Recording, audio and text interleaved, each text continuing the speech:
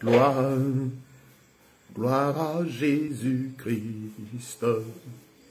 Gloire à Jésus-Christ. Il est Seigneur. Alléluia. Gloire, gloire à Jésus-Christ. Gloire à Jésus-Christ. Il est Seigneur. Il est mon Dieu, et la lumière, et le salut promis. Allons tous, il est Jésus, la lumière, et le salut promis. Allons tous, alléluia, gloire. Gloire à Jésus-Christ, gloire à Jésus-Christ, il est Seigneur, alléluia, gloire, gloire à Jésus-Christ, gloire à Jésus-Christ notre roi, il est Seigneur, il est mon Dieu, la lumière et le salut promis. À nous tous, il est Jésus, la lumière et le salut promis. À nous tous. Nous prions ensemble notre Seigneur afin que son esprit soit avec nous du début jusqu'à la fin, lui qui a dit ceci, sans moi, vous ne pouvez rien faire. Que l'Esprit du Dieu vivant, puissant au-dessus de toute la création, établi au-dessus de toute intelligence, de tout roi, de tout système, de toute armée, de toute organisation secrète ou physique, établi au-dessus des profondeurs de la terre, de la mer, des abîmes, celui qui règne, à qui le règne, la puissance, la gloire et la majesté appartiennent au siècle des siècles. Prions que son esprit nous conduise et nous fasse du bien à travers cet enseignement. Merci, Dieu de gloire, toi, Yeshua Hamashiach, notre Seigneur et Sauveur. Toi qui es la révélation d'Élohim, notre Dieu, l'Éternel des armées, pour nos vies. Nous prions que cet enseignement soit une bénédiction de toi, pour tout le corps de Christ. Car tu as dit, je suis la lumière du monde et celui qui me suit ne marchera pas dans les ténèbres. Enseigne-nous, instruis-nous. Toi qui le règne, la puissance, la force et la gloire et la majesté appartiennent au siècle des siècles. Au nom majestueux, merveilleux, puissant, glorieux, conquérant et vainqueur, incommensurable, inégalable de Jésus-Christ, que seuls savent apprécier ceux à qui tu as donné la grâce de te connaître. Que ceci soit une bénédiction pour l'Église et que là encore ta lumière luise profondément dans le cœur des uns et des autres pour faire comprendre que dès avant la fondation du monde, tu étais là. Celui qui est, qui était et qui demeure éternellement et qui vient. Honneur et gloire à toi, Jésus-Christ. Et que tous ceux qui respirent disent Amen. Maranatha. Sois béni au nom de Jésus de Nazareth. Et tout le monde dit avec moi Amen. Chers bien-aimés frères et sœurs en Christ, merci pour votre attention. Merci pour vous qui prenez sur vous de prendre à cœur ce précieux moment, qui est une occasion de partager avec l'ensemble des frères et sœurs en Christ cette étude biblique très importante, parce que je crois que le Seigneur va saisir cette occasion pour permettre à tous nos frères et sœurs en Christ de comprendre quelque chose d'important. Vous savez, la parole de Dieu nous déclare qu'il n'y a rien de nouveau sous les cieux. Rien. Et que ce qui est, a été. Et ce qui vient, ce sont des choses qui existent déjà. Oui, bien-aimés, soyez bénis. Et le Seigneur donne cette occasion précieuse pour traiter un thème, le chrétien et l'entrepreneuriat. Vraiment, ça me tient vraiment à cœur. Je suis là devant vous en tant que frère en Christ, membre du corps glorieux de Jésus-Christ de Nazareth, Yeshua Hamashiach, notre bien-aimé Seigneur et Sauveur, Je suis là en tant que serviteur de Dieu, missionnaire, dans l'œuvre du Seigneur depuis quelque temps.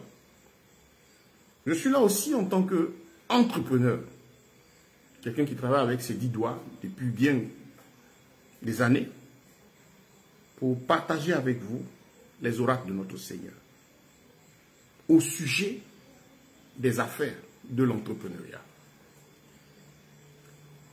Je voudrais m'excuser auprès de tous les frères et sœurs en Christ qui m'adressent déjà leurs salutations, de ne pas pouvoir vous répondre en même temps pour ne pas que je sois un peu distrait. Je vous prie de partager le lien aux frères et sœurs en Christ pour donner l'occasion à plusieurs de nous suivre. Oui, c'est très précieux pour nous. Il y a ce passage merveilleux que j'aime bien dans la Bible, dans le livre de Jean 14, verset 6. Jésus a dit, je suis le chemin, la vérité et la vie. Le chemin, la vérité et la vie. La recherche de nous les chrétiens, c'est la vie. Laquelle vie? Ce n'est pas le fait d'avoir le souffle, tout le monde là sur la surface de la terre. Mais la vie selon Dieu ici, quand Jésus s'adressait là à ses disciples, aux pharisiens, il dit, je suis, c'est moi, le chemin, la vérité, la vie. Vous cherchez la vie éternelle, vous cherchez la relation, la paix avec votre Dieu, mais ce n'est pas moi qu'on passe. Et quand tu acceptes de passer par moi, je suis donc le chemin. Mais pour arriver à la vie, il faut la vérité, il faut demeurer dans la vérité, afin que cette vie que vous recherchez, vous l'obteniez. Car tout est en lui. Il pouvait dire aussi, je suis la lumière du monde. Et celui qui me suit, il ne marchera pas dans les ténèbres, mais il aura la lumière de la vie.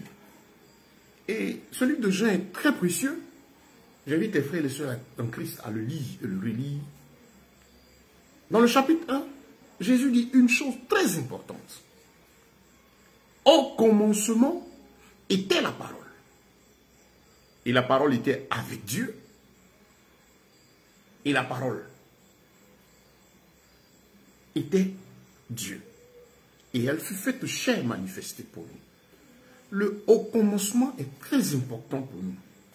Chers frères et sœurs en Christ, quand Jésus dit au commencement était la parole, il parle de l'histoire de la création, de tout ce qui concerne l'existence de l'homme. Dans Deutéronome 29, le chapitre 29, il est dit, les choses cachées sont pour Dieu et les choses révélées sont pour nous. Donc, il n'y a rien de nouveau sous les cieux. Tout ce qui existe l'est parce que Dieu l'a voulu par la puissance et la présence et la grandeur de sa parole. Donc, ce passage nous aide à comprendre que ceci, c'est que pour tout ce qui existe, pour tout sujet qui se présente à nous, nous devons nous rappeler que tout a commencé de par notre Seigneur, de par sa parole. Oui, il est donc au commencement. Tout sujet, tout ce qu'on rencontre dans la vie spirituelle, morale, physique, matérielle, dans le vécu des hommes, a son origine par le Créateur.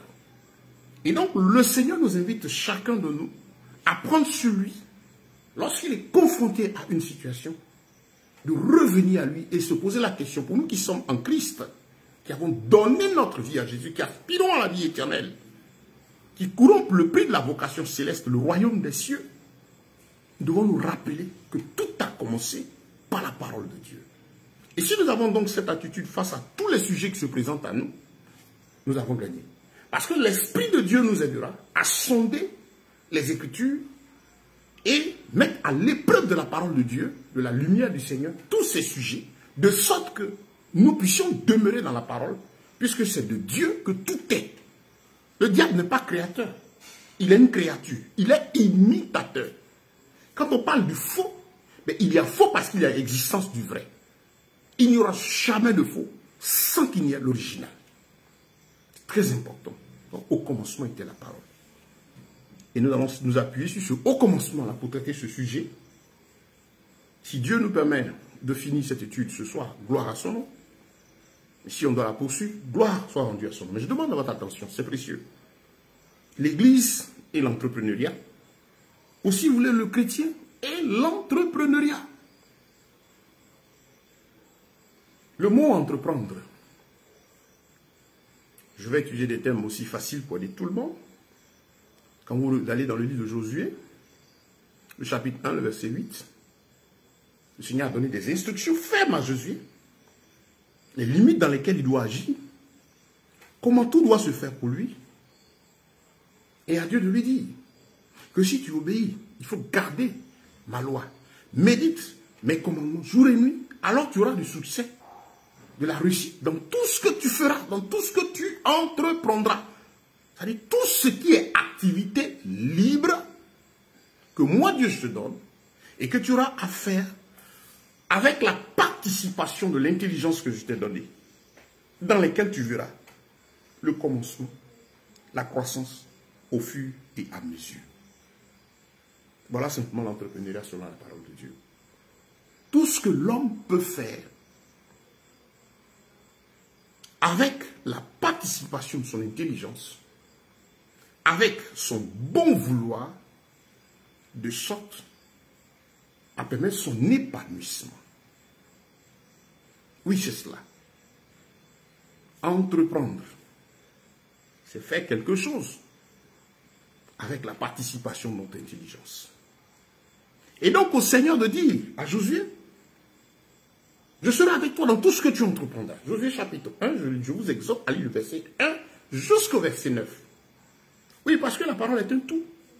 Pour nous qui sommes chrétiens, effectivement, quand on parle de chrétiens et d'entrepreneuriat, oui, mais Dieu a mis des garde-fous pour nous, dans tout ce que nous faisons, de sorte que nous restions dans le cadre de sa parole, en appliquant celle-ci dans tout ce qui nous concerne, c'est alors que nous aurons du succès, de la réussite, partout où on ira.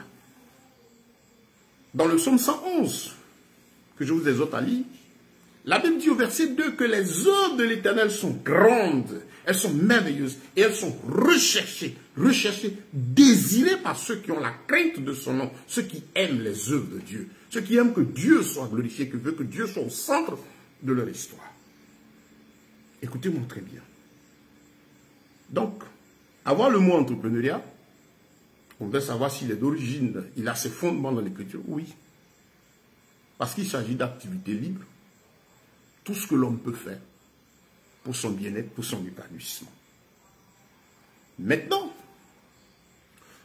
dans le cas spécifique ici, entrepreneuriat, parle d'activités ici, leur sujet, c'est par rapport aux activités génératrices de revenus.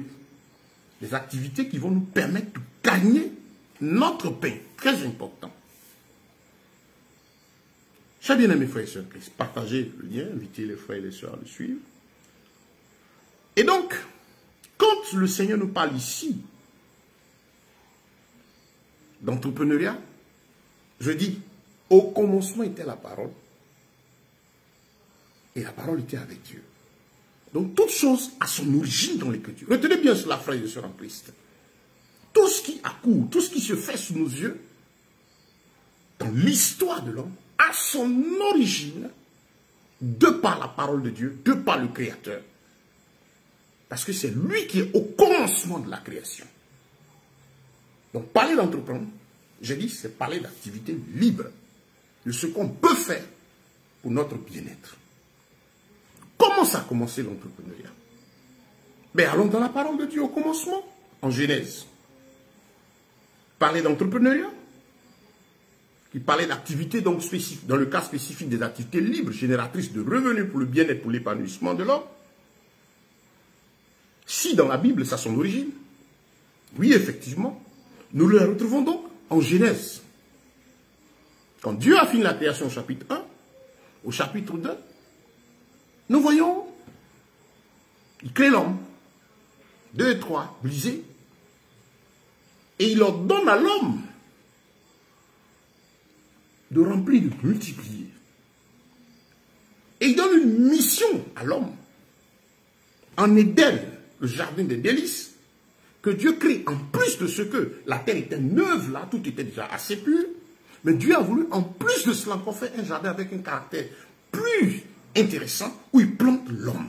Regardez, la nature est neuve. Quand vous regardez la nature simplement, ça fait du bien d'y être. Imaginez-vous, à son origine, il n'y a pas toutes ces pollutions et toutes les iniquités de l'homme qui influencent sur la nature. Et à côté de cela, Éden en plus, jardin de délices. Dieu donne donc à Adam d'entretenir. Il dit, va, entretiens le jardin. Donc, Là, la première mission de l'homme, c'est entretenir. C'est un jardin qui produit, il y a tout. Mais l'homme a pour mission d'y travailler. Et donc, parler d'entrepreneuriat parle de travailler. Donc, le travail à l'origine fut comment? Il fut libéral. Retenez cela. Le premier travail, le travail au commencement, fut l'entrepreneuriat, c'est-à-dire activité libre où Adam, à l'aise dans la nature, mais doit fournir des efforts avec la grâce de Dieu et le soutien de l'Éternel pour entretenir le jardin et porter le fruit qu'il y avait. Cela s'est fait jusqu'à ce que arrive le cas du péché, la désobéissance d'Adam, suite à la consommation du fruit défendu, et avec Ève, sont laissés séduits par le diable. Et donc, là, Dieu n'est pas content. Il chasse Adam d'Éden, vous lisez selon Genèse chapitre 3. Adam et Ève quittent donc le jardin d'Éden. Ils s'en vont. Mais Genèse chapitre 3, réalisez très bien, je dis, le travail, l'entrepreneuriat au commencement, c'était quoi? C'était l'activité libre que Dieu a donnée. Et donc, Adam sort du jardin d'Éden. Dieu l'a maudit. Dieu n'a pas dit, tu ne vas plus travailler. Dieu n'a pas dit, la terre va plus rendre quelque chose. Mais Dieu dit, ce sera pénible, ce sera plus difficile.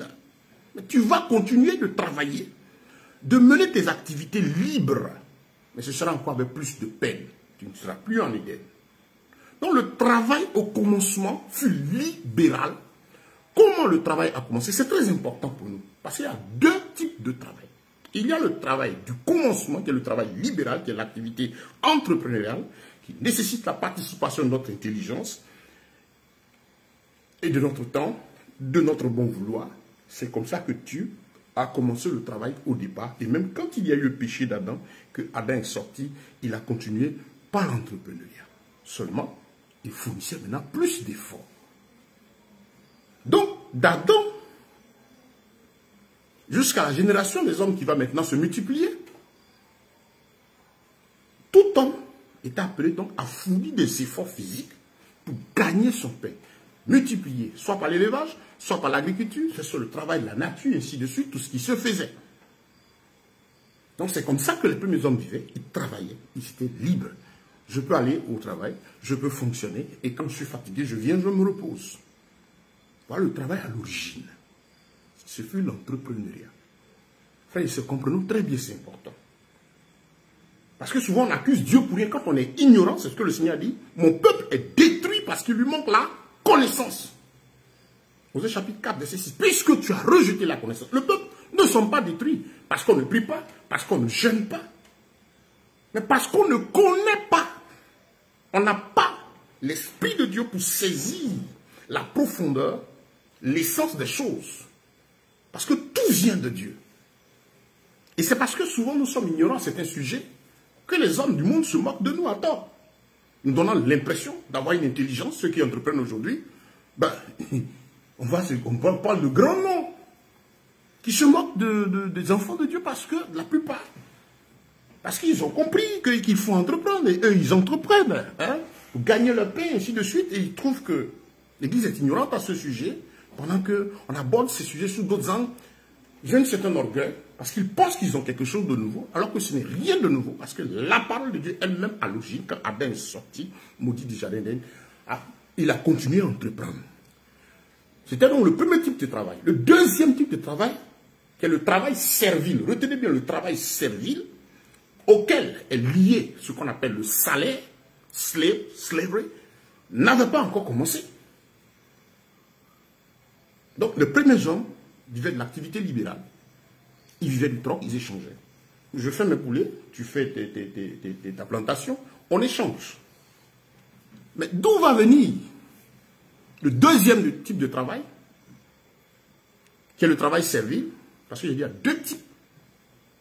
Cela va venir du fait que, déjà avec les premiers échanges, quand quelqu'un n'avait rien en contrepartie pour donner pour ce dont il avait besoin, il était obligé, il était maintenant soumis à la volonté, au désirateur de celui dont il voulait quelque chose. Exemple terre à terre, j'ai mon champ, celui qui a des brebis vient, on peut échanger, on peut discuter. C'est ce qu'on appelle le troc. Et c'est ce qui existe aujourd'hui. Hein. Le change, c'est le même change qui continue.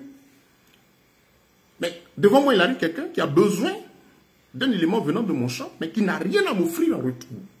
Soit je refuse, ou soit, puisque maintenant je souffre, je mange, je travaille à la sueur de mon front. Très important à retenir.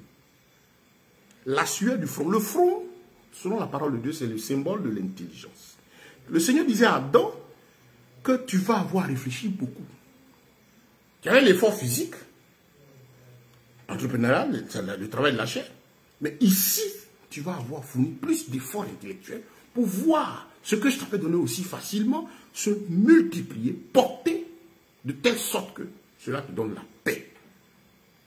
Ton pain, ce qui donne la tranquillité physique. Et donc c'est là que les choses se font. Donc celui qui n'a rien en retour pour donner en échange, il est à la merci de celui qui a ce dont l'individu qui n'a rien a besoin. Qu'est-ce qui se passe? Donc je peux lui proposer de venir dans mon champ ou suivre mes animaux pour tel nombre de temps. Et en échange de quoi, il obtiendra le bien dont il a besoin. C'est de là qu'est né le travail servile. Ce qu'on appelle aujourd'hui emploi, c'est-à-dire le fait de fournir un effort pour obtenir un bien de quelqu'un. Voilà, selon le programme, le temps, la volonté de ce dernier. Donc voilà les deux types de travail. Le commencement, ce que Dieu a donné là, comme travail là, à l'origine, c'est l'activité libérale. Le travail servile, c'est-à-dire tout ce qui est emploi, lié à une rente, activité, récompensée par un individu qui vous impose, un individu, un État, un système qui vous impose une rente, un salaire, est venu après. Donc il faut faire attention pour nous qui sommes chrétiens. Il faut savoir que Dieu n'a pas commencé le travail par l'activité servile. Ça c'est très important à retenir. Donc si moi chrétien je comprends cela, c'est déjà une victoire.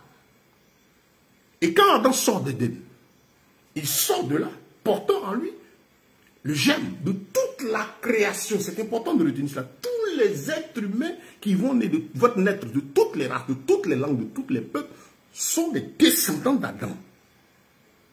Et quand Dieu parle à Adam pour dire, c'est à la sueur de ton front, ça dit, c'est pas le... Tu vas continuer d'entreprendre, mais ce sera un peu plus pénible, seulement ça va te demander plus d'efforts. Dieu parle à tout être humain, qui qu'il soit, qu'il ait accepté Jésus-Christ comme Seigneur et Sauveur ou pas, qu'il croit en Dieu ou pas, qu'il obéisse à Dieu ou pas, mais pourvu qu'il sorte du sein d'Abraham en ce qui concerne le pain pour la nourriture physique, c'est-à-dire les moyens pour pouvoir permettre à l'homme l'épanouissement physique, cela passera par l'entrepreneuriat. Donc c'est une chose que Dieu a donnée à toute la création. Je ne vais pas tout m'étendre dessus. Donc je voulais vous faire comprendre l'origine du travail. Au commencement était la parole. Que dit la parole au sujet du travail? Le travail à l'institution d'origine, originaire, fut libéral. Et c'est ce type de travail où la multiplication est possible. En entrepreneuriat, on peut multiplier, on peut diversifier. Par contre, dans le salaire, dans la souffrance, la douleur, dans l'emploi, vous n'avez pas la possibilité de diversifier. Vous n'avez pas la possibilité de multiplier. Quand vous êtes salarié, vous ne travaillez pas la sueur de votre front. J'ai dit travailler la sueur de front. Sur ce front, il y a d'abord tout travail, c'est l'effort physique. Maintenant, quand le front vient, selon la parole de Dieu, il s'agit de l'intelligence. Mais si vous êtes employé, sachez que vous êtes dans une activité qui est le résultat de la réflexion de quelqu'un, d'un système, d'un État, ainsi de suite. Donc, vous travaillez pour quelqu'un, pour un système. Ce n'est pas la sueur de votre front. Vous travaillez dedans à la sueur de votre corps. Parce que c'est quelqu'un qui a réfléchi, a produit cela. Vous n'êtes que de simples personnes qui œuvraient à faire en sorte que cette activité fonctionne et qu'elle ait le fruit attendu par ce dernier. Quitte à vous louer comme des employés, vous donnez tous les moyens qu'il faut, lui. L'objectif, c'est qu'à la fin, il obtienne le fruit qu'il faut pour la paix de son âme. Donc, chers bien-aimés, il n'y a rien de nouveau sous les cieux. Ce que nous devons savoir, c'est que le travail qui amène à la liberté, à la tranquillité, à l'épanouissement, au bien-être matériel physique, c'est par l'entrepreneuriat. C'est le travail entrepreneurial, les activités libres. Là où là, retenez bien, multiplication est possible. Parce que quand vous entreprenez, vous avez la possibilité de commencer petit, de multiplier. Et la grâce de Dieu est sur vous pour diversifier ce que vous faites.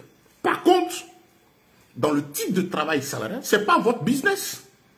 C'est pourquoi, par exemple, les employés luttent pour une augmentation, pour des mises à l'aise, ainsi de suite. Tout simplement. Tout simplement. Parce que celui qui l'emploie donne une rente. C'est un programme.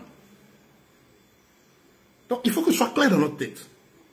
Si tu es dans une activité libérale, tu es sur la bonne voie, voulue par le Créateur, où la multiplication est possible, où il a donné à la nature de te rendre avec la participation de ton intelligence. Maintenant, si tu es employé, comprends aussi que tu as donné un système où la multiplication ne sera jamais possible. Ce n'est pas fait pour ton épanouissement, c'est fait juste pour te tenir là où tu es, afin que la production attendue par celui dont l'intelligence a conçu le système puisse obtenir son résultat. Quitte à même te faire des augmentations de petits temps, mais tu n'as pas de liberté. Le travail donc servile, c'est-à-dire l'emploi, n'apporte pas la liberté. Voilà les deux types de travail qui se présentent à l'homme.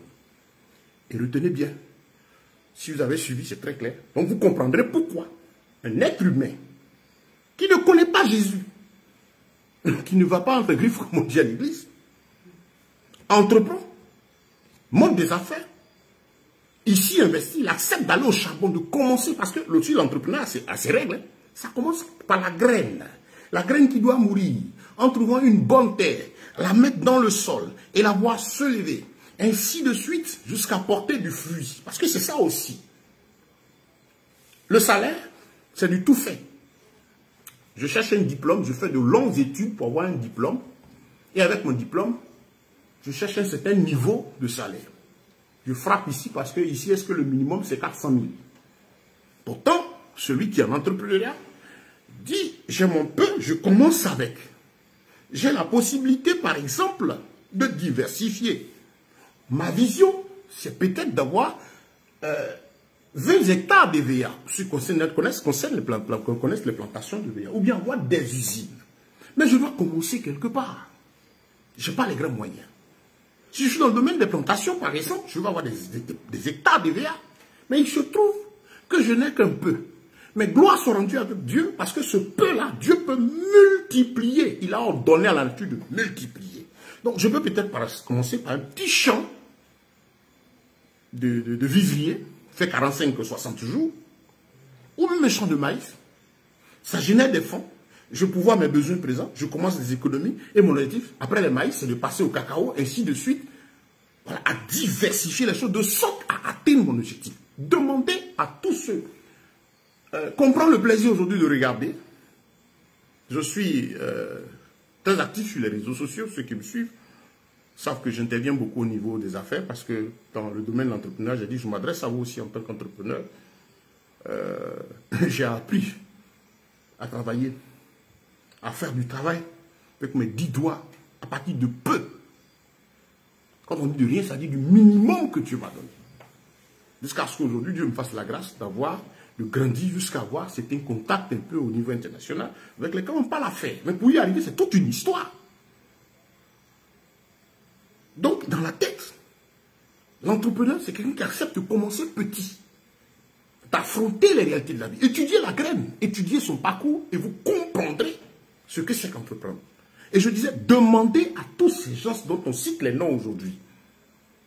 Souvent, vous allez voir certains qui ont hérité, mais remontez à l'histoire de leur famille. Comment ça a commencé? Quand on prend par exemple des grands noms tout près de nous, hein, vous allez voir l'image par exemple de M. James Bezos, quand on parle de ce monsieur d'Amazon. Il y a des images, vous voyez, quand il commençait, ça ressemblait vraiment à rien. Vous avez le jeune homme, Mark Zuckerberg, je parle seulement un côté travail. Vous avez vu quand il était à l'université, il a invité des amis, devant un petit poste avec ses tapettes et tout. Ça a commencé quelque part. L'entrepreneur accepte de commencer quelque part avec une vision. Alors que le salarié, Lui, il a des désirs, mais il cherche un endroit où on lui donne une assurance, où il a quelque chose qui vient, parce qu'il a peur de s'engager, d'affronter le temps, d'affronter les réalités, il a peur d'aller petit. Et vous allez voir que ces grands dont on parle ont une histoire. Pourquoi ça s'est matérialisé pour eux? Ils n'ont rien fait de spécial. Excusez-moi, c'est vrai.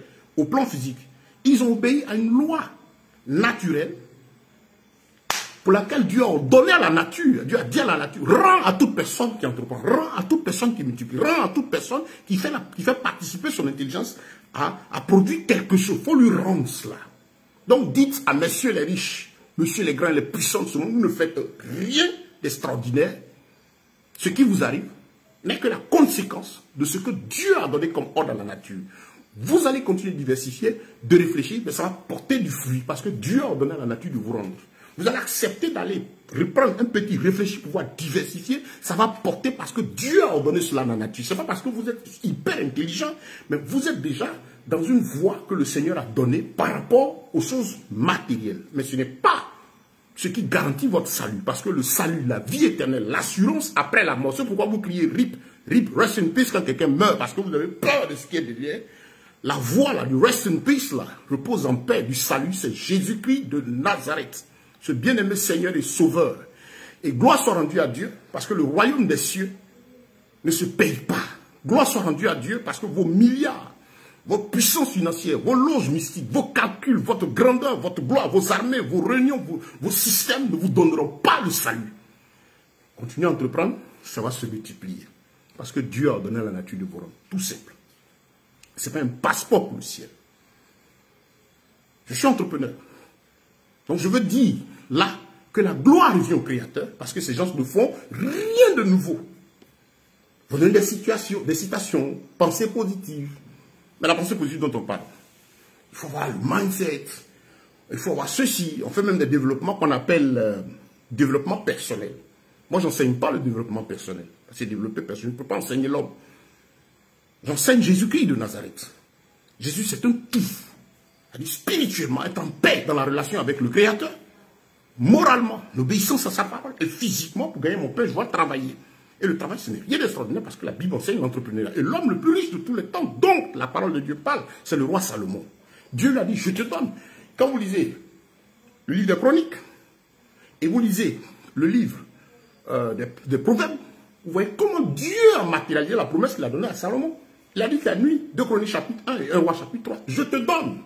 Ce n'est pas je vais te donner, c'est un acquis dans le plan spirituel, mais il fallait que cela se matérialise physiquement. C'est un dépôt, un rouleau, une intelligence que Dieu a mis en lui, qui chaque jour se déploie pour lui inspirer ce qu'il devait faire. C'est pourquoi il pouvait dire, ce que ta main trouve à faire, fais-le. Jette ton pain à la surface des eaux. Ces hommes, ces riches ne font rien d'extraordinaire, ce n'est que l'obéissance et l'application de la parole de Dieu, ordonnée à la nature qu'ils font. Et c'est pourquoi la nature leur rend.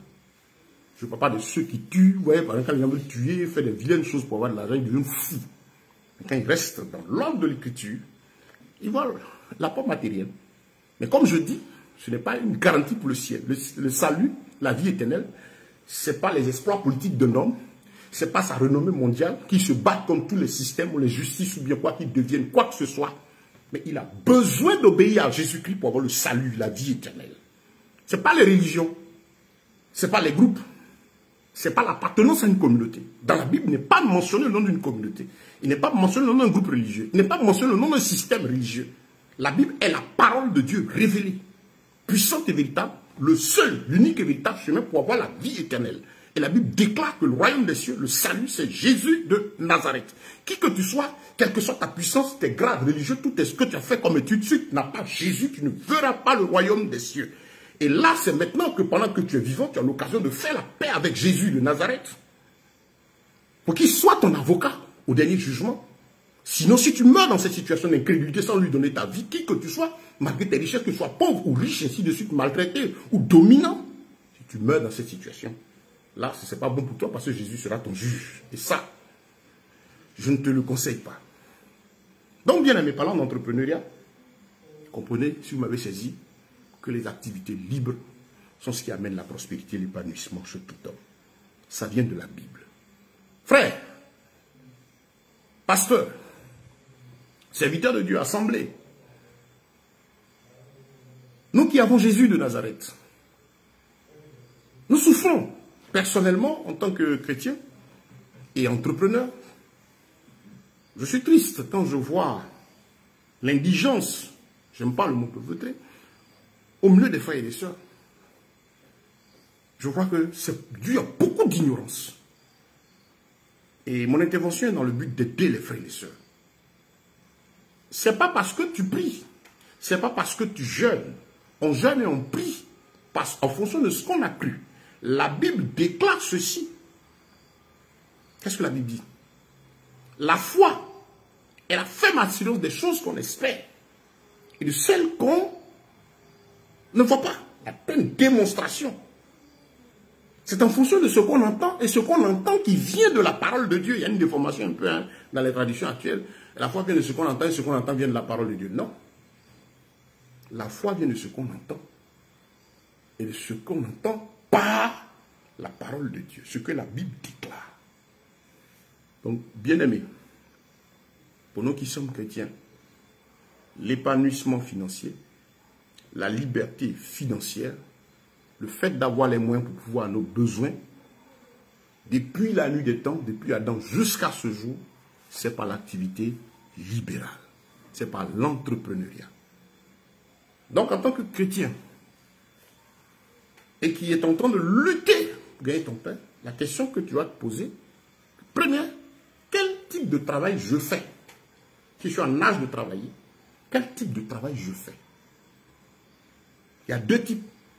Activité libre, libérale, entrepreneuriale, ou la multiplication possible, ou activité servile. Si tu es dans une activité libérale, gloire soit rendue à Dieu, je t'encourage à poursuivre, à te former. Et sache que tu es sur la voie du Seigneur, parce qu'on a la parabole des talents. Les talents, ce sont les éléments, les capacités. Au moins chaque être humain, Dieu lui a donné au moins un talent, un élément, pour lui permettre de gagner son pain à chaque être humain. Il y en a qui ont deux, il y en a qui ont trois, ainsi de suite. Donc on a tous reçu au moins un talent quand on vient sur cette terre. Donc il est important pour toi de connaître ton talent, ou tes talents, et d'y travailler. C'est là que maintenant, quand j'ai compris que je dois entreprendre, j'ai identifié mon talent, j'ai compris que je dois entreprendre, c'est déjà une victoire. Je commence maintenant à prier Dieu parce que je suis là où Dieu veut. Avant d'aller prier, Seigneur, donne-moi. Non, le Seigneur ne fera pas descendre un sac d'argent. Non, il est le Dieu des miracles. Mais, sachez ce que c'est qu'un miracle de Dieu. Prenez votre Bible et puis étudiez. Les miracles, quand on aussi simplement, on parle bien dit à miracle parce que c'est le fait pour Dieu d'amener à l'existence quelque chose de naturel par un processus surnaturel dans des conditions où l'individu chez qui le miracle se produit regarde en haut, regarde en bas, à gauche, à droite et sait que la chose est impossible. C'est le fait d'amener le naturel à l'existence dans des conditions déclarées impossibles. On dit un miracle. Maintenant, quand vous allez étudier les miracles, partout Jésus a opéré des miracles. Sur ce qu'il a produit un miracle, après il devait continuer de vivre, de marcher, d'agir, de travailler, ainsi de suite. Il n'y a pas de vie de miracle. Il y a des miracles pour continuer à vivre. Et malheureusement, nous frères et sœurs en Christ, on aime tellement la facilité. On dit, j'attends mon miracle. Parlant par exemple de l'entrepreneuriat, il ne veut rien faire, il a assis. La Bible dit que le paresseux ne mange pas. L'apôtre Paul a dit, serviteur de l'Éternel, il dit, je travaille mes 10 doigts. Si un paresseux parmi vous ne donne rien pour qu'il éprouve de la honte et se mette au travail. Non, moi, je suis engagé dans telle voie, je suis en plein temps. Mais Paul a fait quelque chose avec ses 10 doigts. On regarde aujourd'hui l'église et puis il y a deux trucs. On dit non, les chrétiens en pays anglophone, les hommes de Dieu en pays anglophone, entreprennent. Et la question qu'on pose souvent, c'est est-ce que le pasteur doit travailler? La question est mal formulée. C'est est-ce que le pasteur doit entreprendre? Bien sûr. Parce que bibliquement, quand la Bible dit je souhaite que tu prospères à tous égards comme prospère l'état de ton âme, prospérer moralement, prospérer spirituellement, prospérer matériellement à travers l'entreprise dont on dit doigt. Je suis missionnaire. j'utilise mes 10 doigts, je travaille. Ça ne m'empêche pas de prêcher. Au fur et à mesure se développent les activités que je mène. Au fur et à mesure, mes charges spirituelles augmentent. Et je mène l'organisation au fur et à mesure sur pied, de sorte à ce que je puisse... En fait, comme ce que je suis en train de dire, le travail des 10 doigts, ça fait partie du ministère. La réflexion d'un homme de Dieu, la réflexion d'un frère Christ, c'est comment nourrir spirituellement mon âme et le peuple qui est en face de moi, nourrir moralement mon âme et le peuple qui est en face de moi, et nourrir matériellement mon âme et le peuple qui est en face de moi. C'est qui a énervé les pharisiens quand Jésus est venu, parce que quand les pharisiens étaient là, ils avaient l'habitude de dire « Ah, nous on est les pharisiens ». Ils s'appuyaient sur Malachie. Ils s'engraissaient sur le dos des brebis. Allez lire Ézéchiel 34. Jésus a vu tout cela. Et il a vu que ces leaders religieux, malheureusement de façon malicieuse et paresseuse, pesaient sur le peuple. C'est pourquoi qu'il est venu un moment, il a dit aux disciples, donnez-leur vous-même à manger. Ça énervé les pharisiens. Mais il y a une chance qu'elle donne. Pourquoi lui va dire, nous aussi on n'a qu'à partager notre nourriture, on doit chercher de la nourriture pour eux. On a vu Jésus, il recevait des offrandes, des dîmes, il faut dire, il recevait des offrandes, des dons. Mais, il donnait plus de plaisir à donner qu'à recevoir. Il a voulu que les disciples, les apôtres, n'aient pas la même mentalité que les leaders religieux traditionnels gérant les 4 murs de système. Voilà, il n'a pas voulu qu'ils aient la même mentalité qu'eux. C'est vrai, il y a des dons, il y a des soutiens. Mais dans votre tête, nourrissons-les. Et Dieu inspire, Dieu donne ce qu'il faut. Bon, ça c'est en général, je suis en train de parler. On aura l'occasion d'aborder cela un peu plus en particulier. Je veux juste attirer l'attention des frères et des sœurs en Christ, que si vous aspirez à la liberté financière, c'est-à-dire avoir les moyens de pouvoir à vos besoins, la Bible vous demande d'entreprendre. Et donc, si vous êtes un frère en Christ, que vous êtes entrepreneur, vous êtes sur la bonne voie.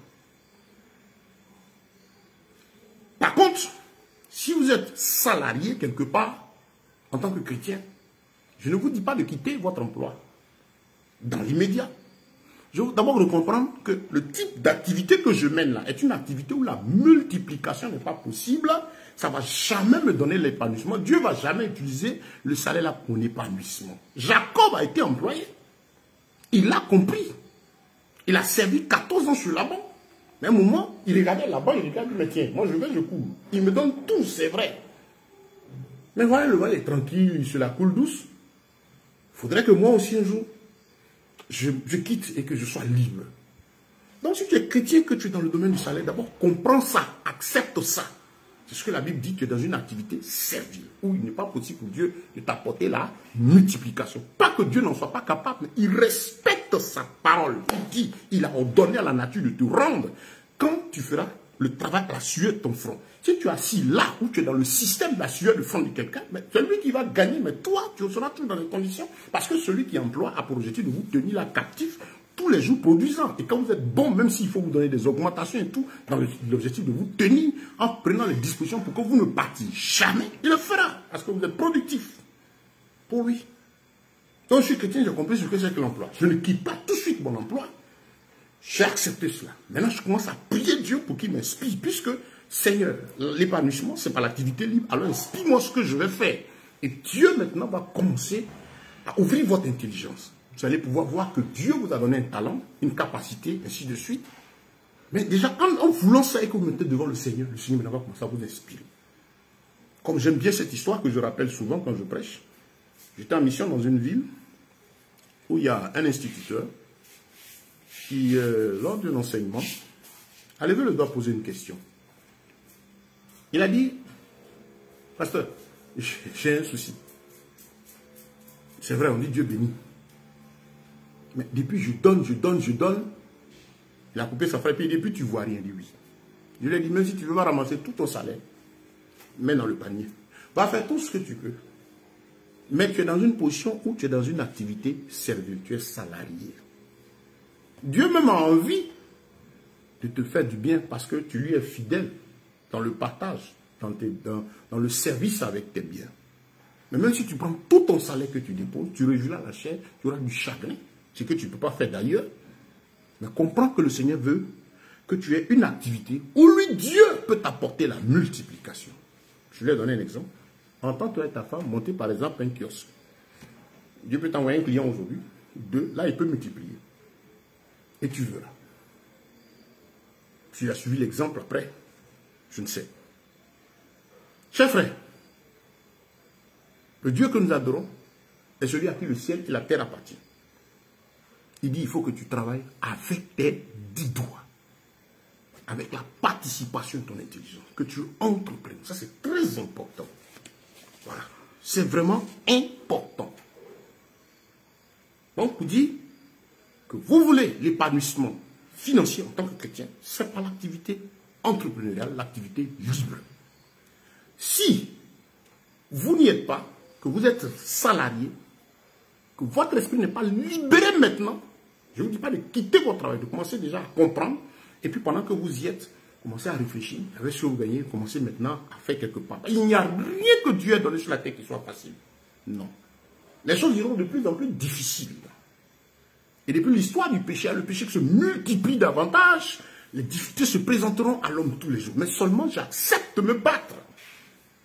Et là, donc, je commence une activité à côté de mon emploi, en ayant dans la tête que je ne vais pas rester en emploi toute ma vie, mais il va arriver un moment, comme Jacob l'avait compris en tant que chrétien, que je dois sortir. Il faut que tu comprennes qu'il arrive un moment où tu sortes, sinon, si tu vas là, à la fin de l'employé, qu'est-ce qu'on lui dit? On dit, il va à la retraite, on le retire. Il n'est plus utile, il n'est plus productif. Et rares sont les États où aller à la retraite est vraiment un sujet de joie. En Afrique en général, aller à la retraite signifie perdre toute sa dignité. Avoir son salaire divisé au moins par 3. Et même pendant qu'on est salarié, comme vous êtes salarié, vous avez des désirs. Mais vous travaillez chez quelqu'un. Tu peux être à son emploi, à son business, et puis tu réfléchis, tu as des projets, mais tu es tenu. On dit 8 heures jusqu'à telle heure, tu dois être là. À peine du temps pour réfléchir. Quand il s'agit d'aller en congé, c'est un problème. Il y a des endroits même encore, aller en vacances là, c'est-à-dire en congé, là, on appelle ça congé. En congé. L'employé va en congé, 30 jours, 15 jours. L'homme d'affaires, il va en vacances. Il prend le temps, il réfléchit, il peut aller passer 2-3 mois. Pendant qu'il est en train de tourner, parce qu'il a pris déjà ses dispositions, il s'est préparé à 2-3 mois, il n'a pas de souci, parce que pendant qu'il est en train de tourner, ses affaires tournent et lui rapportent quelque chose. Chers amis, la parole de Dieu est assez claire. Jésus a dit, je suis la lumière du monde. Il est important qu'on retienne cela, que Dieu a donné l'activité libre pour s'épanouir. Si on n'entreprend pas, ce sera difficile. Donc il faut qu'au niveau des assemblées, déjà, les leaders de communauté comprennent l'importance de l'entrepreneuriat. Pour réfléchir et mettre des choses sur pied qui peuvent permettre l'épanouissement. Ça va aider à vaincre l'indigence au niveau de l'indigence, c'est quoi? C'est-à-dire prendre des dispositions de sorte qu'il y a au moins le minimum pour soutenir les nécessités. Pouvoir partager, permettre à tout le monde d'être épanoui. Quand c'est comme ça, quand il n'y a pas d'indigence, c'est qu'on se retrouve en train de louer Dieu, en train de célébrer, tout le monde est content. Mais ce n'est pas nos systèmes actuels ou nos 4 murs, les systèmes religieux, bon, chacun est content dans son coin. Ils arrivent le dimanche, chacun est content, par exemple, il y a eu tant, l'autre temps. Non, il s'agit de réfléchir pour voir qu'est-ce qu'on fait pour que les uns et les autres, au moins, il y ait le minimum pour tout le monde. Et ça, la Bible enseigne. Je suis à la tête d'une ONG chrétienne, qui s'appelle Emmanuel. Nous travaillons à faire la promotion de l'entrepreneuriat, aider les frères, aider les sœurs, donner des idées, partager avec eux nos idées, pour permettre aux frères et aux sœurs de vaincre l'indigence. Et aussi, ce qui est intéressant déjà pour ceux-là qui entreprennent, en tant que frères et sœurs en Christ, c'est déjà très intéressant. Si vous êtes entrepreneur, c'est bon. Que Dieu vous bénisse. Poursuivez. Mais là encore, si on a compris qu'il faut entreprendre, et que nous n'avons qu'une seule source ou 2 de revenus, regardez le monde où il va. La situation socio-économique du monde devient davantage difficile, les prix augmentent. Et quand les prix augmentent, ça veut dire que les charges, les réalités se multiplient. Et je suis entrepreneur, c'est déjà bon. Mais j'ai une seule source de revenus, où je n'ai que 2. Et surtout que les mêmes charges se multiplient. Donc, comment résister? Comment faire face? C'est simplement par la diversification des sources de revenus. Ça, c'est pour nous qui sommes entrepreneurs. Il faut diversifier les sources de revenus. Dans ce qui est faisable. On n'a pas dit d'être dispersé, de faire plein de choses à la fois, mais d'être équilibré. En retenant que j'avais telle source, ça me donne ceci. Qu'est-ce que je peux faire en plus pour pouvoir me permettre d'avoir d'autres bénéfices pour pouvoir faire face aux réalités qui se présentent à moi? Vous voyez déjà, les temps sont difficiles. Le salarié il souffre déjà parce que lui, déjà, son salaire n'a jamais suffi. Donc, la douleur va venir pour lui. Et lui, c'est les grèves, c'est les luttes, c'est les plaintes, ainsi de suite. Mais l'entrepreneur, lui, sera en train de réfléchir. Ah, c'est vrai, j'ai fait. Et s'il a compris qu'il faut diversifier, généralement, les entrepreneurs ont tendance à diversifier. Donc, lui, il est en train de réfléchir pour voir comment multiplier. Vous comprenez? Donc, chers frères et sœurs en Christ, déjà, comprenons que le salaire signifie douleur, souffrance, slavery. Et ce n'est pas fait pour notre épanouissement, c'est fait pour la complication. Si vous êtes salarié, gloire soit rendue à Dieu, c'est toujours bon. Comprenez maintenant qu'il faut penser à des activités libres à côté de votre emploi. On ne quitte pas l'emploi comme ça, on commence à développer progressivement jusqu'à ce que ce qu'on a mis à côté pendant qu'on va au travail, qui est géré soit par un frère, une madame ou bien les enfants, ainsi de suite, commence à prendre. Ça prend au travail quand ça se développe. Quand vous arrivez au point où la production, par exemple, de votre business à côté commence déjà à dépasser ou doubler le revenu, par exemple, salarial, et que vous savez, que vous constatez qu'il vous faut encore plus de temps pour pouvoir multiplier, vous avez les bonnes dispositions, vous libérez, vous partez. Ça, on pourra toucher ce point-là. On ne peut pas tout dire ce soir. Donc, voilà un peu notre objectif, vous faire comprendre que le monde ne fait rien d'extraordinaire. Si vous voyez ces hommes du monde se prospérer, s'épanouir, ils ne font rien d'extraordinaire. Il leur arrive que la parole de Dieu ayant donné à la nature de rendre à celui qui fait travailler son intelligence, qui fera la diversification et qui se trouve dans le type d'activité d'origine à la création qui est l'activité libre, libérale, entrepreneuriale, il arrive que la multiplication arrive, l'épanouissement arrive, le développement se fait parce que Dieu a ordonné. Et quand on est persévérant, ce sont les lois de l'entrepreneuriat, on gagne. Et il se trouve que malheureusement, la plupart, quand on regarde le monde aujourd'hui, la plupart n'aiment pas entreprendre parce que c'est un chemin qui n'est pas facile. Il faut commencer quelque part. La Bible dit que la nature, dans le psaume 19, le verset 2, la nature enseigne l'œuvre des mains de l'Éternel. Pour nous-mêmes qui sommes chrétiens, je crois, dans le psaume 92, la Bible dit quoi? Que le juste croit comme le palmier. Tout ce qui le concerne spirituellement, moralement, physiquement, c'est comme le palmier. Et ça, c'est une image forte. La nature enseigne l'ouvrage de l'Éternel. Quel est l'homme qui est né? Vous trouvez une femme, elle n'a pas de grossesse, un coup elle a puis non-naissance à quelqu'un qui a 30 ans. Ça n'existe pas. Il y a un cheminement. Parce que l'homme ne veut pas. Parce que l'homme a des besoins. En fait, le paresseux, celui qui a peur des risques, celui qui a peur d'affronter les réalités, pourtant, le risque que tu vas prendre, c'est que tu vas, en persévérant, tu vas réussir. Non, celui qui a peur, il peut faire, je peux faire le bosser pour avoir 15 ans, 10 ans, 50 ans de diplôme, ainsi de suite, et puis on va m'employer quelque part, me donner un bon salaire. Et quand ils arrivent, vous regardez un peu ceux qui sont dans ces loges mystiques, ces clubs prestige de sciences ésotériques et autres, c'est des grands maîtres qui sont, mais qui quoi? La classe de fonctionnaires, la classe de travailleurs, de salariés d'un certain niveau, ils remplissent là. Parce qu'à un moment, ils se rendent compte que, c'est vrai, ils ont certains avantages liés à leur salaire, leur gros diplôme, on le paye bien quelque part. Mais ils ont encore des besoins qui ne peuvent qu'être satisfaits qu'en allant se mettre dans ces sciences ésotériques et autres. Triste. On n'a pas besoin de ça. Donc, bien aimé, il faut accepter de suivre le chemin que Dieu donne. Les statistiques montrent qu'aujourd'hui, près de 95% de la population active, c'est-à-dire ceux qui travaillent, ceux qui ont un salaire, 95% de la population active travaille pour 5%. Et les 5% sont les entrepreneurs. Tu peux sortir de là. Nous parlons de la foi. Or, la foi est une ferme assurance des choses qu'on espère, une démonstration de ce qu'on ne vient pas. Elle vient de ce qu'on entend, et ce qu'on entend par la parole de Dieu.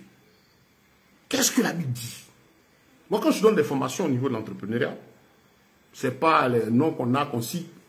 X a dit, tant a dit, développement personnel. J'ai dit le développement personnel ne me lance pas dedans parce qu'il s'agit d'exalter l'homme. J'enseigne Jésus-Christ de Nazareth, qui, la Bible est le plus grand livre d'économie qui existe.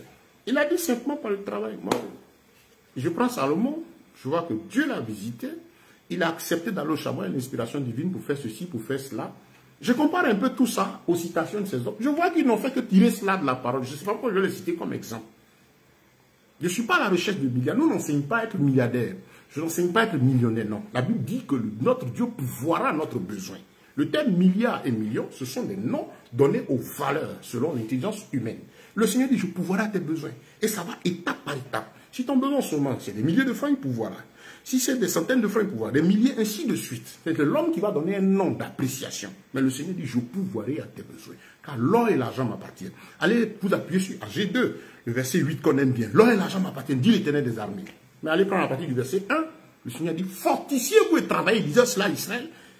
Fortifiez, mettez-vous au travail. Parce que l'or et l'argent m'appartiennent. C'est par le travail des 10 doigts, la réflexion, la multiplication que moi j'apporte cette prospérité. Les sacrificateurs étaient aussi avec des champs, avec des brebis. C'est important d'entreprendre, frère. C'est important d'entreprendre. Et donc, nous sommes aujourd'hui à un temps où on a beaucoup d'activités qui se présentent à nous. Et il est important pour nous, en tant que chrétiens, de comprendre le monde des affaires. Le monde du business. Je me rappelle quand nous, on était jeunes chrétiens, on avait le problème, le mot business. On dit, il fait business. Oh, c'est que c'est foutu.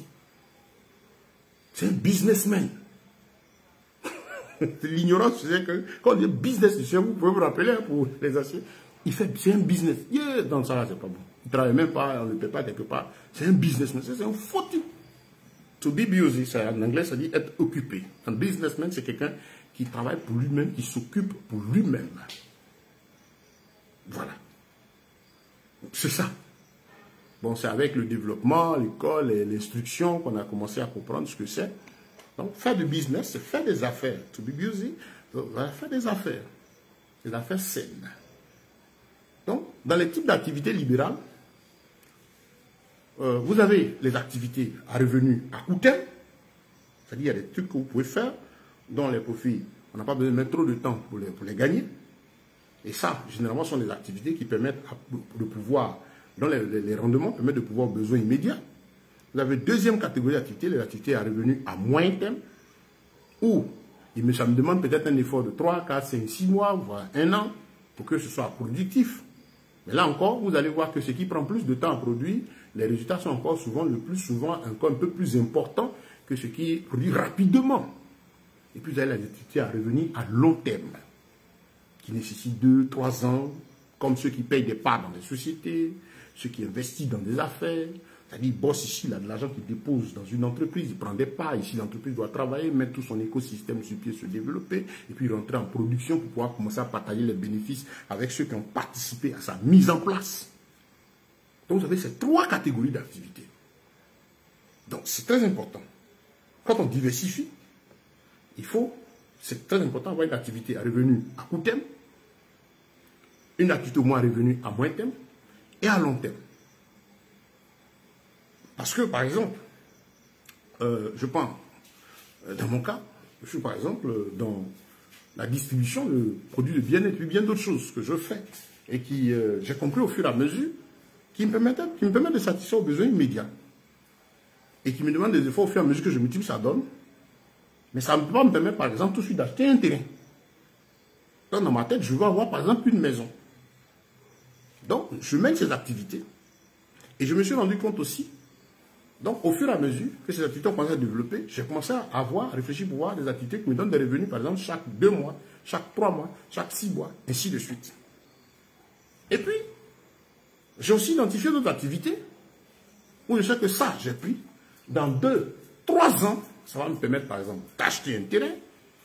Si j'augmente davantage mes parts ou mes capacités, ça va me permettre, par exemple, de construire.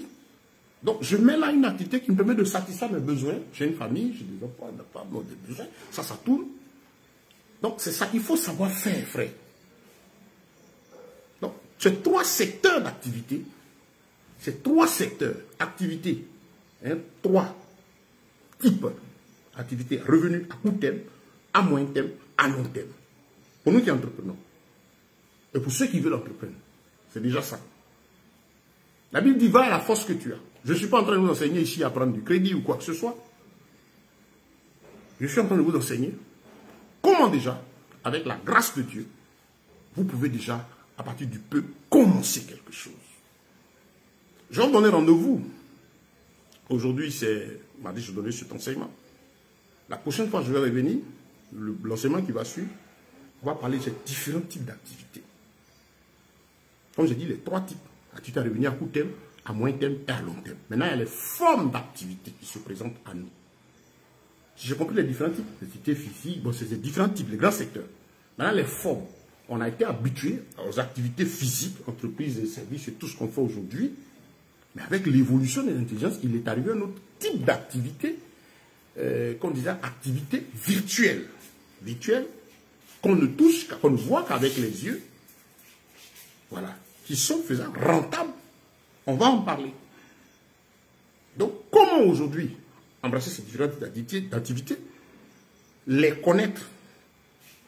On va parler la prochaine fois donc, de ces 3 secteurs d'activité, ces 3 types, et puis les 2 grandes formes d'activité physique aujourd'hui, et d'activité qui s'allient aujourd'hui au virtuel. Très important, très important. Parce que je suis dans les activités physiques, mais j'ai compris aujourd'hui que le monde est en pleine mutation. Regardez au niveau de l'argent, l'argent est carrément une mutation. On est en train de passer de l'argent matière, fiduciaire, fiat, là, touché, à l'argent virtuel et numérique. Donc il faut savoir suivre les traces, savoir comprendre l'évolution du temps. Et en tant que chrétien, savoir faire qu'est-ce qu'on peut, qu'est-ce qu'on ne peut pas. Donc je vais faire même un développement, la prochaine fois sur, par exemple, ça va me permettre, je ne sais pas si on va toucher ce secteur. Comment aujourd'hui on fait par exemple la publicité. On va découvrir un peu le network marketing. Qu'est-ce que c'est? Le marketing relationnel. La publicité. La publicité qui aujourd'hui, qui utilisait la forme. Lesquelles les entreprises physiques. La forme traditionnelle. Et aujourd'hui la publicité utilisant les réseaux sociaux. Voilà par exemple un instrument assez puissant qui est la connexion Internet qui me permet. Je suis là bien physique. Mais à partir de la connexion, je peux m'adresser à X, à parler. Et ce message est enregistré, il va permettre à d'autres d'en bénéficier sur YouTube, parce que je l'ai enregistré, je vais le valider tout à l'heure, et puis le mettre à la disposition de tous. Mais vous me voyez bien, mais j'utilise un moyen qui perd. Et c'est comme ça aujourd'hui que les paiements et tout ça sont en train d'arriver. Donc, chers frères et sœurs en Christ, les bonnes choses ont une fin. On va mettre un break, c'est-à-dire un stop à l'enseignement du jour. Pour dire que l'entrepreneuriat, ça nous concerne. Ce n'est pas quelque chose, c'est la Bible même qui enseigne. Le mondain qu'on voit, qu'on apprécie, ils ne font qu'appliquer quelque chose qui vienne de la parole de Dieu. Je leur ai dit tout à l'heure, je le dis et faites comprendre à ces gens qui ne font rien d'extraordinaire. Il leur arrive qu'ils voient la multiplication, ils voient la prospérité parce que Dieu a ordonné simplement la nature de leur homme. C'est pourquoi certains ont l'impression que c'est leur intelligence. Mais il a fait l'homme avec une grande capacité intellectuelle, le Seigneur. C'est pourquoi des gens peuvent développer ainsi de suite. Et quand il a fait Adam, il dit, je te mets la donne des noms à tous les animaux que je vais voir. Donc l'intelligence de l'homme peut faire des choses extraordinaires. La Bible dit la connaissance augmentera. Dans le livre de Daniel. Mais, ce n'est pas un passeport pour le ciel. Dites-leur qu'ils ne verront pas le royaume des cieux. Donc, à s'adresser des rest in peace, et ainsi de suite. Mais, le bonheur, la paix de l'âme, l'épanouissement est donné par le bien-aimé Seigneur et Sauveur Jésus-Christ de Nazareth qui a donné sa vie précieuse à la croix de Golgotha. Et c'est une grâce. Si Dieu n'a pas touché ton cœur, n'a pas touché ton âme, n'a pas ouvert, n'a pas fait tomber le max de l'incrédulité qui t'anime, tu ne peux pas savoir qui il est. Donc moi, je n'ai pas de débat à mener à toi. Je t'informe seulement que le salut de ton âme, la tranquillité, le repos de tout ton être, c'est par Jésus de Nazareth seul. Tu pourras avoir tous les épanouissements sur la terre. Un grand technicien, applaudi par les hommes, c'est bon, mais pense à l'éternité. Grand politique, envieux de tout le monde, débattu sur les réseaux sociaux. On parlera de toi et tous tes exploits, mais ce ne fait pas ton passeport pour le ciel. Parce que le salut, ce n'est pas une affaire politique, ce n'est pas une affaire économique, ce n'est pas une affaire religieuse. Il s'agit de Jésus de Nazareth qui en a payé le prix à la croix de Golgotha. Qu'il t'aide à comprendre que tu donnes ta vie. Si tu entreprends, que tu vois la prospérité, gloire soit rendue à Dieu, sache que c'est un don de Dieu. Et Dieu l'a fait pour que tu partages avec tout le monde. Il y a tellement d'exemples, l'homme riche dans la Bible et tout cela. Le monde est devenu ce qu'il est parce qu'au fur et à mesure que le temps passe, des gens sont devenus riches par la grâce de Dieu, mais sont devenus égoïstes et méchants, réfléchissent chaque jour pour voir comment s'enrichir davantage. Je ne sais pas ce qu'un homme peut faire avec 1 milliard, 2 milliards, 3 milliards, 10 milliards. Ça ne suffit pas. Vous savez, quand vous n'avez pas obtenu de la part de Dieu et que vous n'avez pas la crainte de Dieu, ce que vous gagnez ne va jamais suffire. Et c'est l'Esprit de Dieu qui fait ça jusqu'à ce que l'individu se perde. Allez lire la Bible. Il n'y a rien de nouveau sous les cieux. L'orgueil précède la chute. Mais l'humilité précède la gloire. Donc dites-leur que leur abondance, c'est rien d'extraordinaire. Moi, j'ai appris à travailler mes 10 doigts. J'enseigne le travail des doigts. En tout cas, que tous les frères et sœurs en Christ, à tous les niveaux, que ce soit les pasteurs, les prophètes, les évangélistes, tous ceux qui servent dans le corps de Christ, en tout lieu, en tout temps, que Dieu vous bénisse, que sa paix vous soit multipliée. Je pense qu'il est temps qu'on travaille à aider nos bien-aimés frères et sœurs en Christ, à aimer le travail des 10 doigts, à apprendre à affronter les réalités, à ne pas avoir peur de prendre des risques. Quand on dit les risques, ça, la prochaine fois, on va toucher cela. La foi même, c'est accepter Jésus. Et premier risque, l'opposition du monde. C'est nous-mêmes qui devons avoir peur d'affronter les réalités du moment, la vie. Pourquoi on a peur de nous investir? Pourquoi on a peur d'aller au charbon? Pourtant, il ne peut arriver. Ce que les citations que je vois sur Facebook, les gens citent des choses qui ne sortent, ça ne sort pas de l'ordinaire. Philippiens 4, verset 8. Paul parlait de quoi? De l'épanouissement de la joie. Soyez toujours heureux, réjouissez-vous dans le Seigneur, je le répète, réjouissez-vous. Que tout ce qui est positif, tout ce qui est digne de louange, tout ce qui mérite l'approbation soit l'objet de vos pensées. Mais c'est mystique, c'est sataniste, parlent de la pensée politique. Ils ont capté cela de Philippiens 4, verset 8. Et pourquoi c'est nous les chrétiens va dans et c'est cet enseignement-là qui est rentré dans l'église. Hein? L'évangile dit de prospérité des scientologues là, sous faux évangile pour tuer la foi. Et les chrétiens sont là. Je proclame, je déclare, je fais ceci. Depuis que vous déclarez, vous ne voyez rien. Si tu ne vas pas, tu n'auras rien. J'annonce, je déplace. Il y en a même qui vont jusqu'à regarder d'autres personnes. Je déplace, je transfère sa richesse, je fais ceci. Depuis que vous faites, je termine par cela, mais regardez ce qui se passe. C'est triste. Et vous faites ça, vous gagnez quoi? Ceux qui font ça, là, ceux qui vous font faire ça, c'est eux qui deviennent passer au programme de prière, 3 jours de bénédiction, 3 jours de miracle, 3 jours de liberté financière. Quand il faut, le programme est fait de sorte qu'à la fin, le panier est plein. Lui, quand vous déplacez, vous faites transfert, lui transfère votre t-shirt de votre poche dans ce panier, ils font tout. À l'instant T, là, quand tout le programme fait, c'est lui qui a enrichi, vous le faites répéter, vous espérez. Après, non, il y a un autre programme encore. Non, la prophétie avait dit ainsi de suite. Travail là, il faut aller à la sueur du front. Montre-moi quelqu'un qui est là, qui n'a rien fait, puis il a assis, puis Dieu a fait descendre un sac d'argent. Comme il y a des faux miracles, sinon ça n'existe pas. Dieu vous bénisse. Que sa grâce vous soit multipliée. Chers bien-aimés frères et sœurs en Christ, c'est une bataille. Je demande aux bien-aimés de persévérer. Notre rôle, c'est enseigner, insister, donner la parole. Nous ne savons pas qui comprendra, mais notre objectif, c'est de pouvoir en sauver au moins quelques-uns. Moi, j'ai un fardeau au cœur, c'est que l'Église, au niveau des assemblées, des organisations qui étaient les frères des hommes de Dieu, il y ait qu'on arrive à vaincre l'indigence. Parce que ça, au moins, c'est biblique. Parce que l'Église mère, qui est notre copie, il n'y a pas d'indigence au milieu. Qu'on arrive au point où ceux qui sont riches puissent avoir davantage d'intelligence pour diversifier. Il y a des frères qui ont des mots aujourd'hui qui ne connaissent pas, par exemple, aujourd'hui, le secteur des investissements dans le numérique, l'économie digitale et tout. On peut les aider à développer pour qu'ils gagnent pour soutenir la mission du Seigneur, pour leur bonheur et soutenir. Parce qu'il faut avoir 2 tuniques. Un pour soi d'avoir pu partager s'il n'en a pas pour toi. Bon, voilà. Donc, aider les frères entrepreneurs à diversifier. Aider les assemblées à se mettre en conseil et réfléchir, commencer à travailler, à voir qu'est-ce qu'on peut faire. Les différents systèmes d'activité se présentent à nous, les types d'activités, qu'est-ce qu'on peut faire, qu'est-ce que la Bible autorise. On est en tête que ce n'est pas l'entrepreneuriat. Si on n'entreprend pas, on n'aura rien. Et que nos frères et sœurs qui sont dans la prison du salaire soient libérés dans leur tête. Vous allez être guéris quand vous allez comprendre et accepter que ce n'est pas par l'activité salariale et que Jésus n'a pas donné ça. Vous êtes déjà guéris, libre si vous comprenez ça ce soir. Vous êtes affranchis déjà. Maintenant, vous commencez à dire, Seigneur, merci, tu as ouvert mon esprit. Parce que la foi est en fonction de ce qui est écrit. Ce qui est écrit au sujet du travail dit, c'est activité libérale. Soit tu es dans le salaire, et puis tu es en train de jeûner, prier. Ça veut faire quoi? Puis tu as saisi ça. Tu es guéri. Là, tu commences, Dieu vient. On crie, on prie, on évoque le Seigneur parce qu'on a cru, on a accepté Jésus, le Saint-Esprit nous conduit dans les profondeurs de la parole. Sans mon esprit, vous ne pouvez rien faire. S'il n'y a pas l'esprit, tu ne comprendras pas, bien-aimé. Que Dieu vous bénisse. Et que ce soit l'occasion pour chacun de vous. Commencez frère. Demande au Saint-Esprit, à l'Esprit de vérité. Si tu aimes Jésus-Christ, que tu as donné sincèrement ta vie, je crois que ce message est pour toi. Que tu es en train de lutter pour voir comment gagner ton pain, comment lutter ta famille. C'est un désir noble. Et tu acceptes Dieu que c'est un fardeau pour toi. Et les âmes qui t'entourent, tu es sur la bonne voie.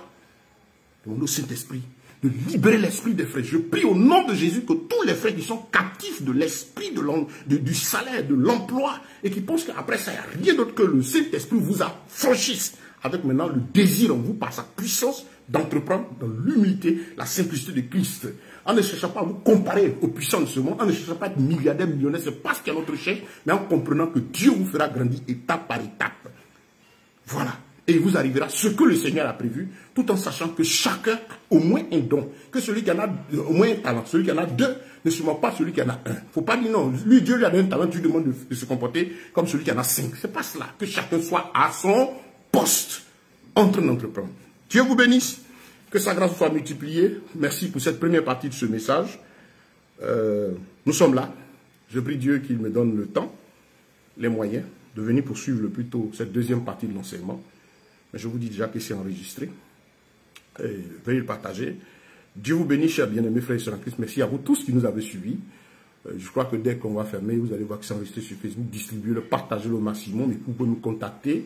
J'ai dit, je suis frère en Christ, je suis missionnaire, je suis entrepreneur. Et ça me plaît de partager. Parce que la Bible déclare qu'il y a du bonheur à donner sa vie. Du plaisir à donner qu'à recevoir. Dieu vous bénisse. Merci à tous. Merci, chers bien-aimés. Merci au frère Olivier. Merci à Josseri. Merci à tous ceux qui nous ont suivis et tous ceux qui nous suivront. Moïse, Babéré, Marie-Beth Autrou et tout le monde, Tiefing Mozabrou et tous ceux qui nous suivent. Je vois Do Kaouka. Que Dieu vous bénisse, que sa grâce vous soit multipliée. Shalom, shalom, shalom et la paix soit sur vous. Nous pouvons prier ensemble au nom de Jésus. Père, nous te rendons toute la gloire, l'honneur, la force, la puissance, la louange et la majesté. Merci pour tes oracles qui sont puissants et vivants. Nous sommes à la fin des temps, dans les dernières heures de l'humanité. Là où dans ta grâce, tu as prévu ce dernier mouvement de réveil pour sauver le maximum de personnes. Et nous savons que notre Dieu, ta parole ne va pas sans les moyens. Et ton esprit veut que bon nombre, notre Dieu, soit béni matériellement, financièrement, pour participer intensément et puissamment à ce mouvement d'avant l'avènement de notre bien-aimé Seigneur et Sauveur, Jésus-Christ de Nazareth pour l'enlèvement des saints. Comme les 300 soldats de Gédéon, Seigneur, tu nous donnes d'être en éveil, d'avoir l'esprit au travail, d'aimer notre Dieu, tout ce qui est activité, et aussi dans la sagesse de l'esprit, notre Dieu, par la sagesse, veillez, car à tout moment, tu pourras revenir. Mais pendant que nous sommes sur la terre, nous avons besoin de notre paix. Accorde ta sagesse et ta force, ton humilité, ta simplicité, le discernement, pour un plein succès. Garde l'esprit de tes enfants de tous les lourds ravisseurs qui ont choisi la paresse et qui veulent à tout prix les détruire. Garde l'esprit de tes enfants de l'esprit de la cupidité du démon de Mammon et donne la simplicité, la sincérité du cœur. Et accorde à chacun d'avancer selon le don et le talent qu'il a reçu de toi. Puissant de Jacob, que ton nom soit béni, que ta grâce en puissance et en force repose sur toute l'Église et que cette semence que tu as fait sortir ce soir ne repart jamais à toi sans avoir accompli son effet. Merci pour tous ceux qui te rencontreront. Au nom de Jésus-Christ, notre Seigneur bien-aimé et sauveur, Yeshua, Amashia, le Dieu vivant et puissant, notre Elohim à nous, Yahvé, la force de nos âmes, que j'ai prié. Amen. Dieu vous bénisse, chers frères. Et comme je dis, rendez-vous, je vous donnerai sur ma page Facebook ou sur les groupes la date prochaine.